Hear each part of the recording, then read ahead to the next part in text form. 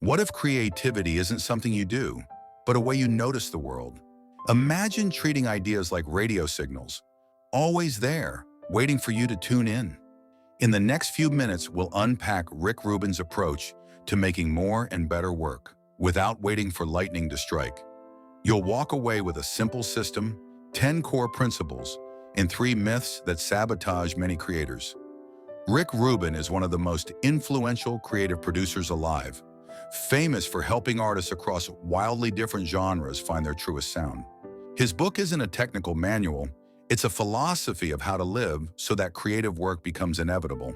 At its core, Rubin says creativity is less about forcing outcomes and more about developing awareness, choosing what resonates, and iterating until it feels alive.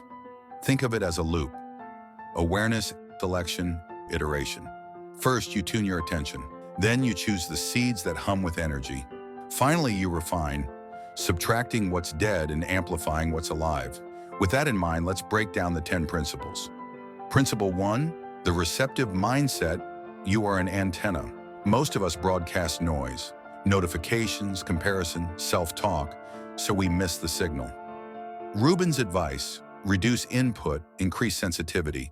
A simple practice: take a 10-minute noticing walk each day. No phone. When you get back, write down 3 things you noticed: textures, sounds, tiny details. Do this for a week and you'll feel your perception sharpen. Creativity starts there. Principle 2, the seed. Great work rarely begins as a plan. It starts as a seed, a hunch, a phrase, a visual, a rhythm. Your job isn't to judge the seed, it's to collect it. Keep a running seeds list on paper or in your notes. Aim for 5 new seeds this week. Scraps of melody, a sentence that won't leave you alone, a scene you keep imagining. Seeds are cheap, collect a lot. Principle 3, play over pressure. Early stages should feel like a sandbox, not a performance review. Pressure kills curiosity. For your first pass, banish the words good and bad. Set a 20-minute play timer and make the worst version on purpose. Paradoxically, that permission often produces your freshest work. When the stakes drop, the ideas rise. Principle 4, useful constraints. Constraints don't limit creativity, they aim it. Rubin often narrows scope to reveal form. Limited instruments, a strict tempo, a single theme. Try 3 rules for your next piece: 1 format, 1 time limit, 1 stylistic choice. Maybe 2 colors, 60 seconds, no adjectives. Boundaries channel energy. Principle 5, ritual and environment. Make creation frictionless. Design a space, no matter how small, that signals, we create here. Use the same cue to start: a specific song, a cup of tea, a deep breath with your eyes closed. Begin with the same first action every time, like free writing for 2 minutes. Ritual quiets the mind and lets the antenna tune faster. Principle 6, taste and editing. Taste is your internal compass. Ask, what feels alive? Editing is the courage to cut everything that doesn't. After your first draft, step away. When you return, don't fix everything. Locate the pulse. Keep what vibrates, trim what's numb. Principle 7, cycles and seasons. Creativity moves in seasons: input, incubation, output, and rest. If you're in a gathering phase, stop shaming yourself for not shipping. If you're in an output sprint, stop consuming so much. Name your season, align your expectations. Respecting the cycle prevents burnout and keeps the work playful. Principle 8, resistance and blocks.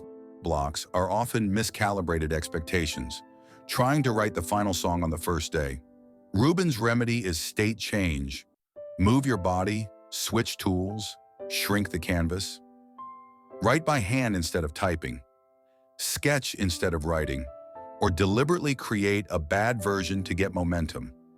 Once you're moving, the block usually dissolves. Principle 9, collaboration and feedback. Choose collaborators who share your taste and will tell you the truth. Don't build by committee, but do bring in 1 trusted voice early. Ask a single prompt: where did your attention drift? That question reveals the flat spots fast. Incorporate what resonates and keep steering by your compass. Principle 10. Detachment and release. You control the making, not the reception.